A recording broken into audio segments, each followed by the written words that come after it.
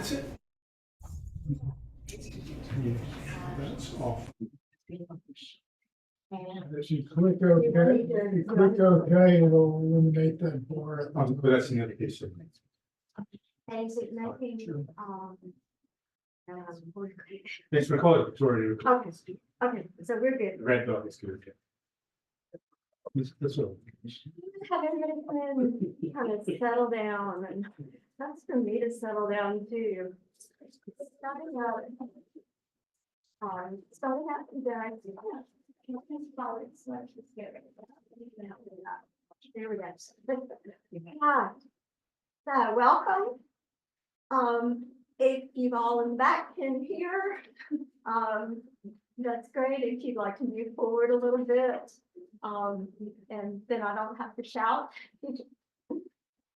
And that helps.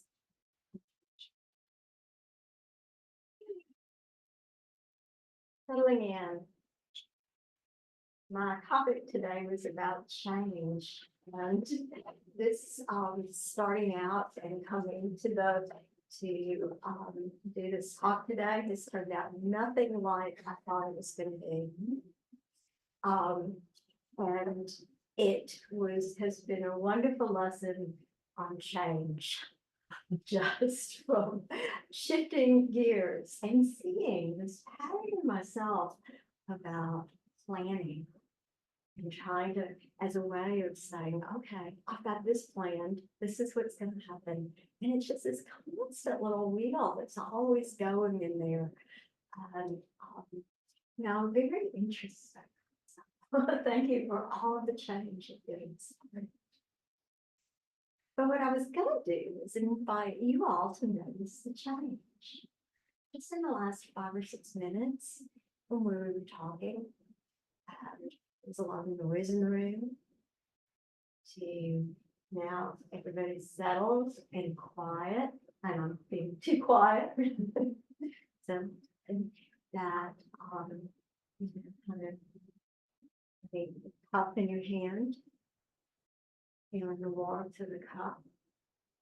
Maybe a few minutes ago, the cup was warmer than it is right now. In a few more minutes, it's going to be cold. The hand feels still warm. Even if the hand holds it for a little while, it begins to shift. Sense of gratitude. Solomon for having prepared and served the tea.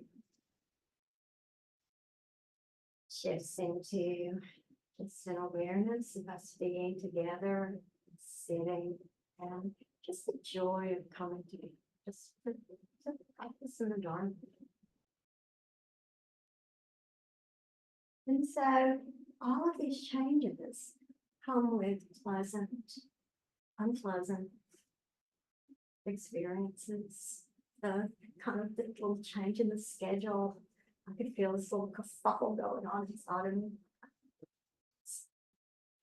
The tea, I can drink the tea. It tastes very good.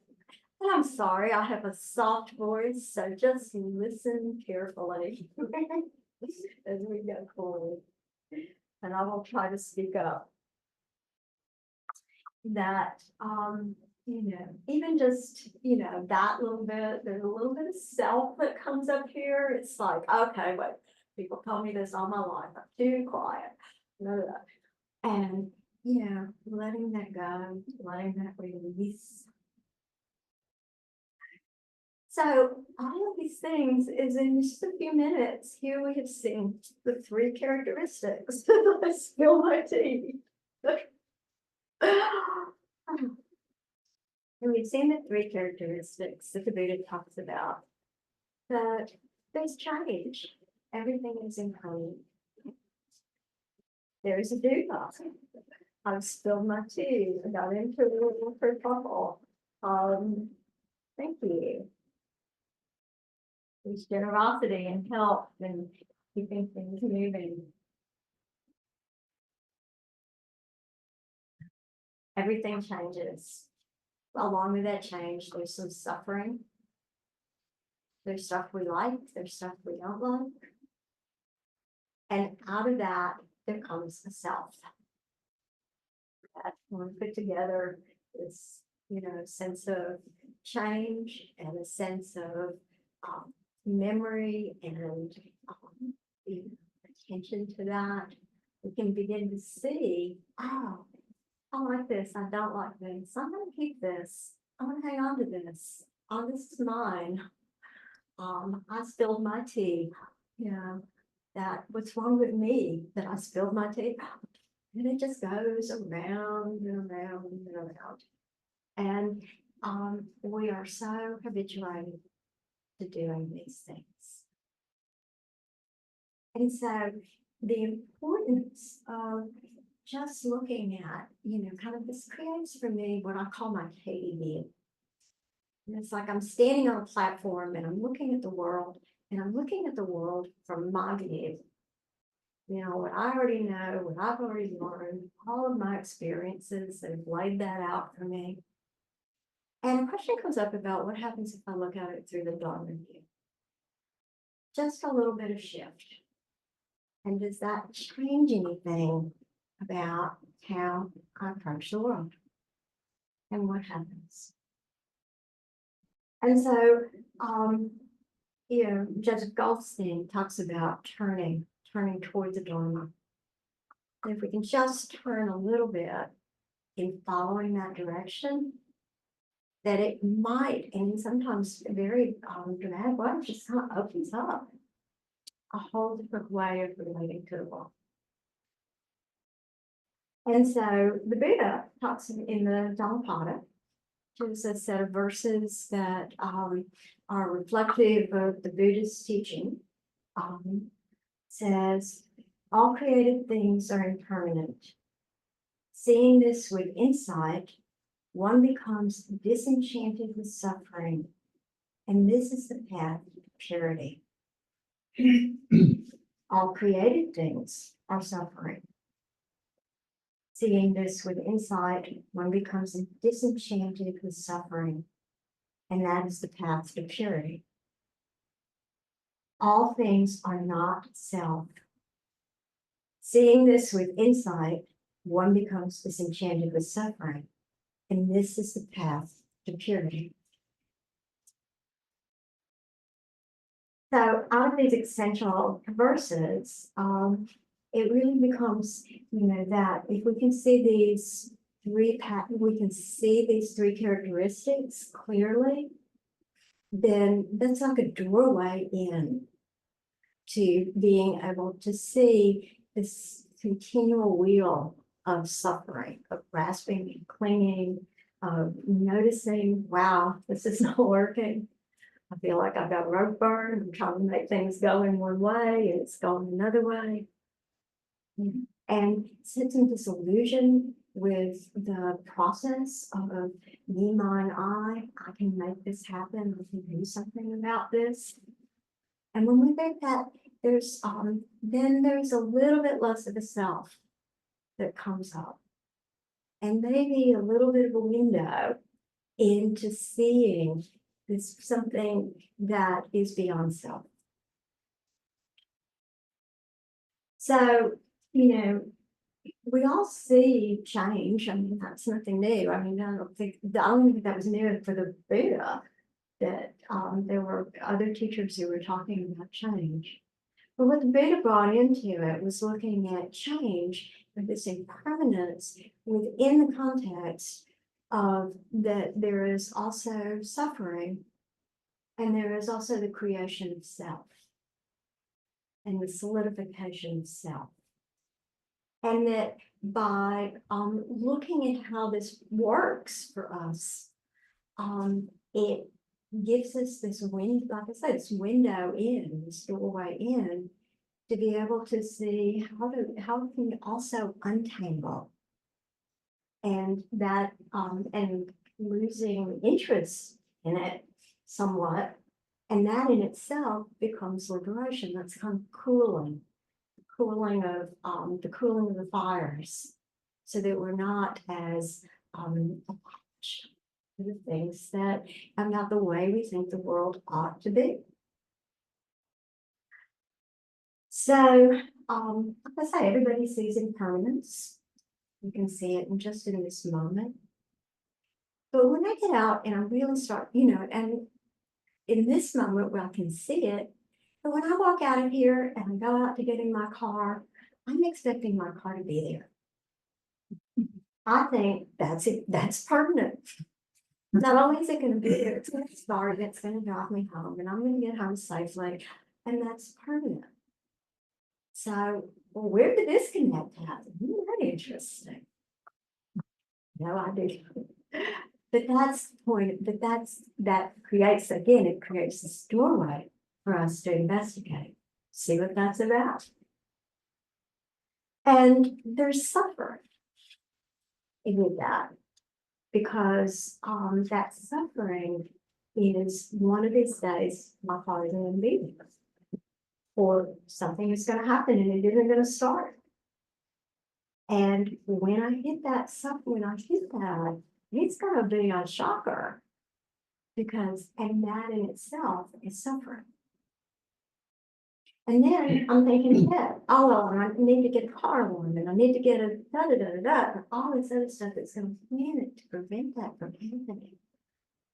And that's creating a world that says, I can control this.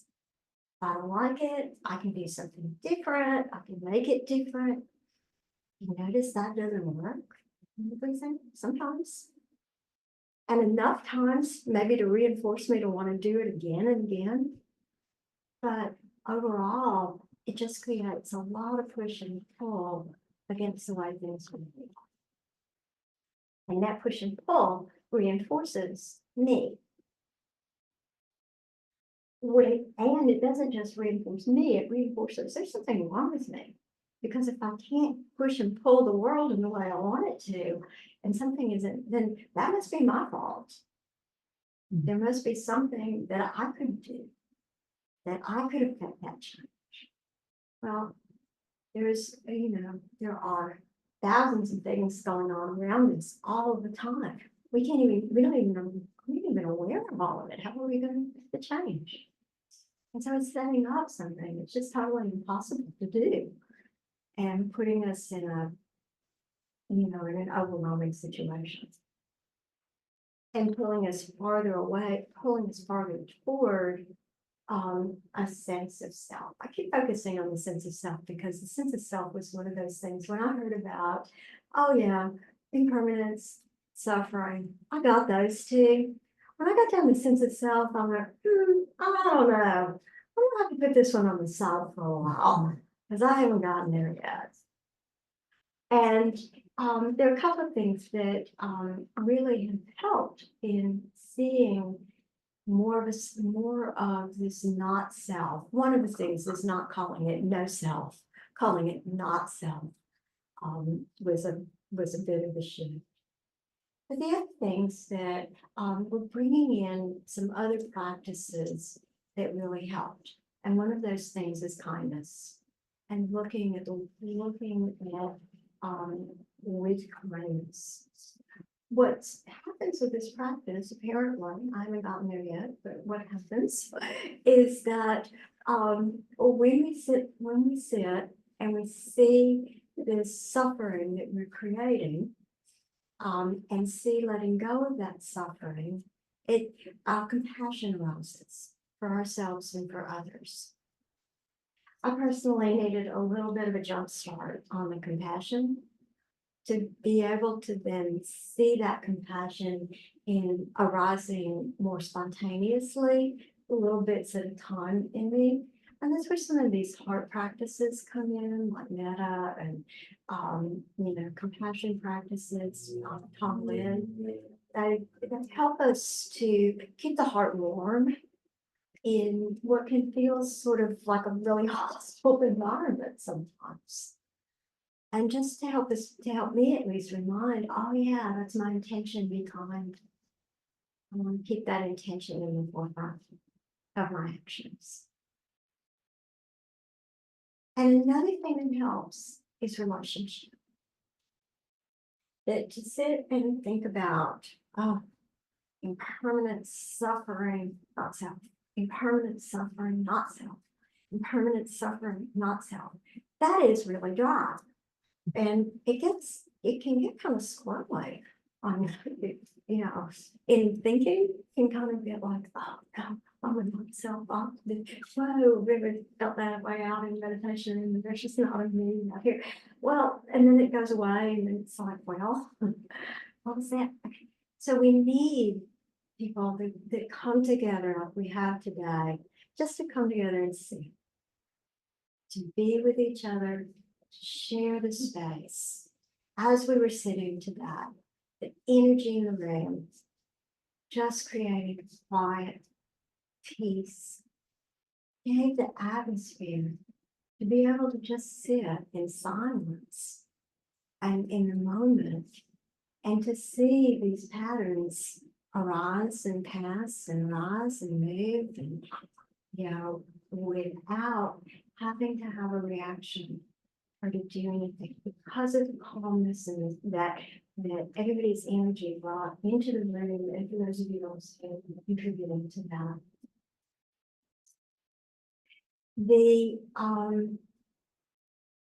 other things about, you know, are that, you know, the relationships tend to be where I see it the most. That was a, you know, and where I see the dissatisfaction, or there's something wrong with me, or there's something wrong with you, or there's something wrong and we want to change something, is much more around, comes up around things that I really care about, and these are people, relationships, maybe pets, maybe the environment, maybe a little bit about politics, and, you know, but how do we, you know, as we come together, and share, we really need each other as, you know, to reflect and to share and to, experience these differences. And, there are a couple of things I'm gonna give a plug to that are coming up with Red Clay on this. And one of them is our women's group this afternoon at 2 o'clock. For those of you who identify as a woman, Holly is going to be, giving us has brought a reading that we're going to be using to talk about death, impermanence. And it'll be a chance to, really support each other as we look at this, what can be a very difficult time.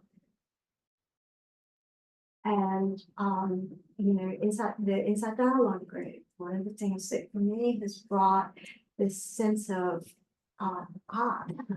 there's the Katie self working, there's the Katie view coming in, is inside dialogue, because it's a process of being able to sit in, moment by moment meditation with someone else as they're talking about their experiences, they're sharing what's going on with them, and I'm sharing what's going on with me, and they're totally different, you know, they're totally different, or totally the same, or whatever, and you can begin to see, oh, there's nothing special here. There's nothing that makes this me. There is a sense of a change. There's a quote I wish I had written down who said this often on it, but it says, you know, once we get through these distortions of greed, hate, and illusion, we begin to express ourselves as an aspen in a grove. How one single aspen tree naturally expresses that singleness of that tree, but it's all part of the same organism in the aspen. And so it brings us back and calls us together. So I'm going to close with a poem, and then I'll open it for discussion. And this is from Stephen Levine. Some of you may know Stephen Levine through the work that he has done with death and dying. And this is a poem called Meditation Blues. Sometimes it breaks my heart to watch my mind, cold self-interest, insistent fear and judgment, whispered insults, vengeful fantasies, triumph and despair. a conditioned unfolding, so impersonal, we take it personally. Sometimes it gasps the casual cruelty or even the minor fears and celebrations. Sometimes it breaks my heart to watch my mind. And sometimes it stays broken long enough to touch even the pain with love. Sometimes the mercy washes even Mrs. Macbeth's hands, turns tragedy to grace, and makes it all worthwhile. Sometimes it breaks my mind to watch my heart.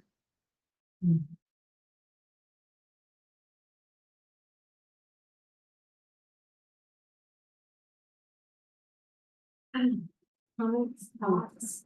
Stop the recording. Oh, thank you.